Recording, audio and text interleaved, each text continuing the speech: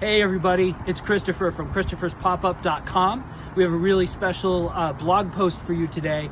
I am standing outside of Lighthouse Wine and Spirits in Beverly, Massachusetts. And in just a few minutes, we are going to go inside and look at some wines that you can serve at your upcoming Thanksgiving dinner. So whether you're doing all the cooking or you're getting a little help from me, we're going to go in and talk to Katrina Sullivan, who is the wine director here at Lighthouse Wine and Spirits, and she's going to have some amazing wine recommendations for us. Now, Katrina, in addition to her vast knowledge of wine, also has a really solid food background. She has a culinary degree, and she has spent so much time traveling from country to country, eating and drinking her way across the globe. She is the epitome of a bon vivant. So let's go inside and get things started.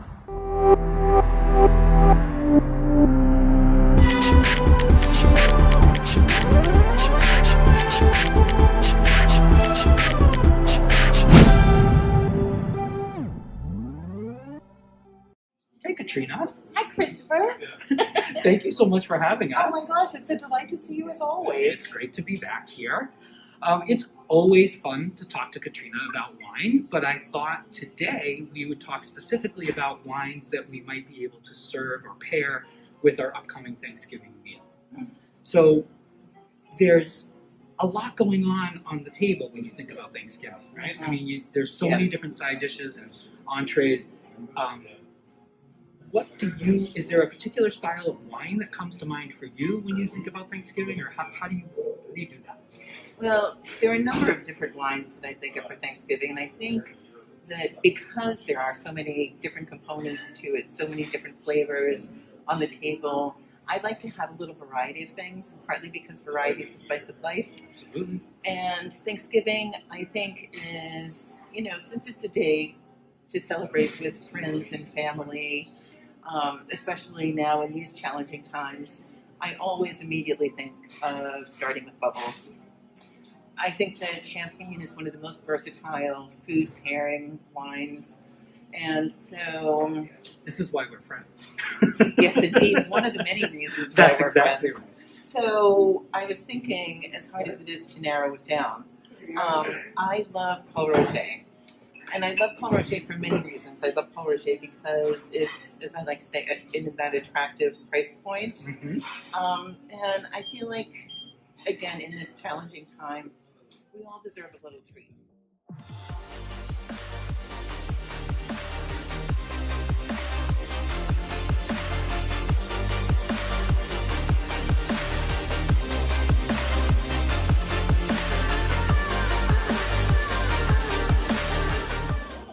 One bubbly.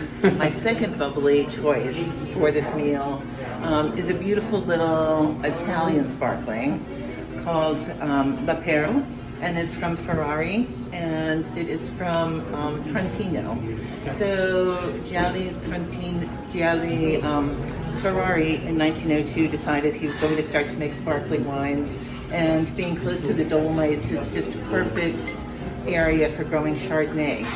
So the other champagne, or the other sparkling that I love is Ferrari Perle. And it is spectacular.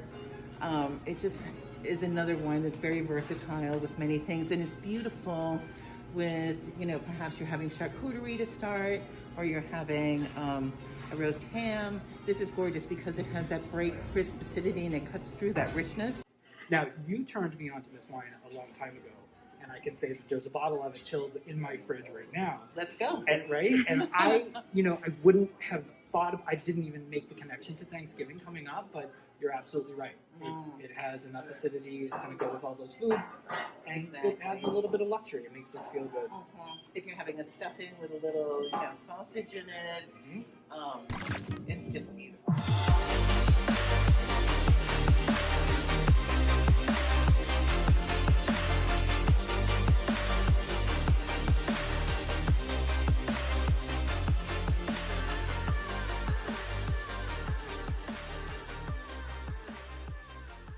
So, also with Thanksgiving, you need to have some white wine. So, as difficult as it is to choose, I think that one of the most versatile white wines is Chenin Blanc. It just it's one of those white wines that, you know, someone asked you that question if you're stuck on a desert island and you can only pick one wine, which is the silliest question ever. But one of them certainly would have to be Chenin Blanc. And so this is the Chenin that I will be serving at Thanksgiving. So this is Vigno Chevreau Rougemont. It's a single vineyard. It's all biodynamic and organically grown. Very, very small production. They only import about 200 cases to the United States in a year.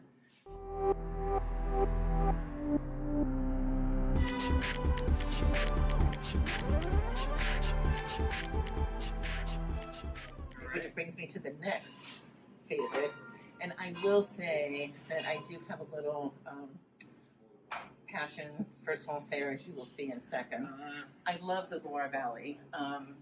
I love all of the old chateaus, Chambord, Chenonceau. It's just such a magical, magical place. And so when I love the wines from there, I think that they're really clean, they're great food-forward wines, and I love Sancerre, as you will see. So this is Sancerre, and I do have some Sancerre Rosé. These are from Pascal and François Cotat. Very small production. I was very lucky to get a little bit of them this year. But this is always one of my favorites. This is La Doucette Contre la Fond Grand Cuvée Sancerre. And this was actually bought by the La Doucette and Comte La Fond families from the illegitimate daughter of Louis XV. Scandal. In 1757, yes. And they have just been making beautiful, beautiful Sancerre since. So this beautiful steely minerality, great fruit, good acid, so it cuts through all of those rich foods. This with, you know, if you're making a potato gratin or something that's creamy and a little, you know, richer, beautiful, beautiful with it. So perfect for Thanksgiving. Yes, and I think it's a lovely treat too, not just because, I mean, you know, as a great chef and someone who's owned a restaurant, you know that the old adage of, you know, first we eat with our eyes. That's right. Well, sometimes first we drink with our eyes as well. And this bottle, this package is so beautiful. Yeah, it's a beautiful one.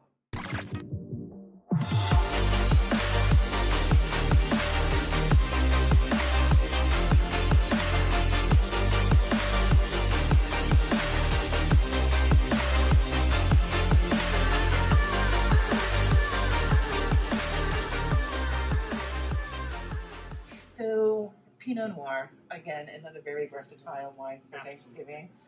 So this is made from three men who used to be at Banshee and along the Sonoma coast, and they then went to the Willamette Valley in Oregon and realized that they had the same sort of soil, the same beautiful winds coming through, and they could make wine for significantly less money.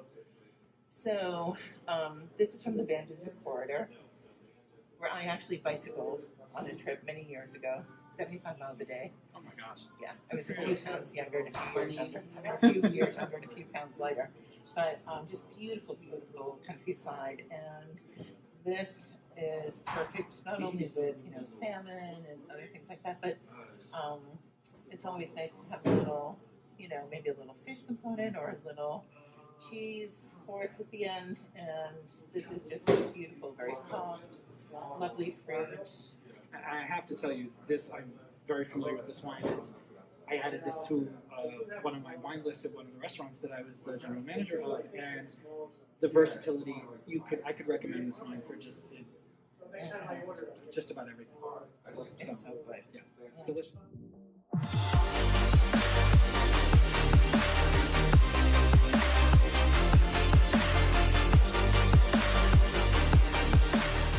And the other red that I always think is a perfect Thanksgiving wine, and also, you know, I think when we get to this time of year, everyone's thinking Beaujolais Nouveau, and even though now we're not able to do those big, you know, festivals the way that we had in the past, we can still drink Beaujolais. Yeah. That being said, I tend to like things that are a little more serious and not so light and fruit forward. So in Beaujolais, which is at the southernmost part of Burgundy. Can I take one? Oh, Thank you. Such a gentleman. Especially since I'm you not love giving so it much. back. That's okay. So there's 10 premier crews.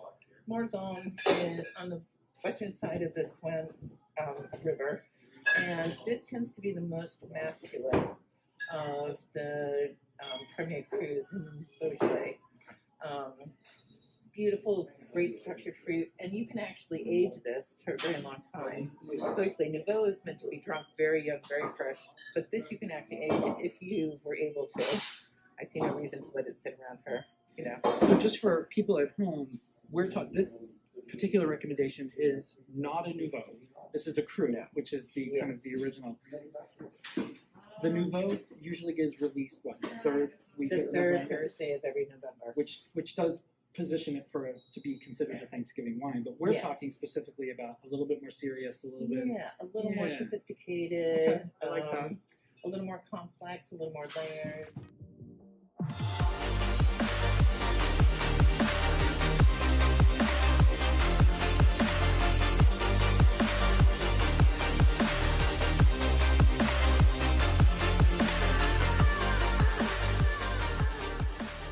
Okay, so here we are, still at Lighthouse Wine and Spirits, but we're in the private wine room, which feels very special, temperature controlled, and Humidity control. Tell us what goes on here. So we have a breadth of wines, ordinary table wines,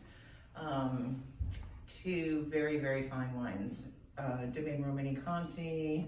I love Burgundy, so we have an extensive selection of beautiful Premier Cru, Grand Cru Burgundies, very select higher end California wines, wines from the Rhone, So this is old Bordeaux. So this is like being in the high roller room in Vegas, I feel like. It is. But Yes. but that's one of the things that I love about Lighthouse Wine and Spirits is that you really do have a spectrum of really affordable wines to some very luxurious wines. There's a price point, I think, for everybody, which is I think the appeal of coming here. Your selection is just fantastic, and that's just not wine. That extends to your craft beer selection, which I'm a huge fan of. It's a great shop. Thank you so much.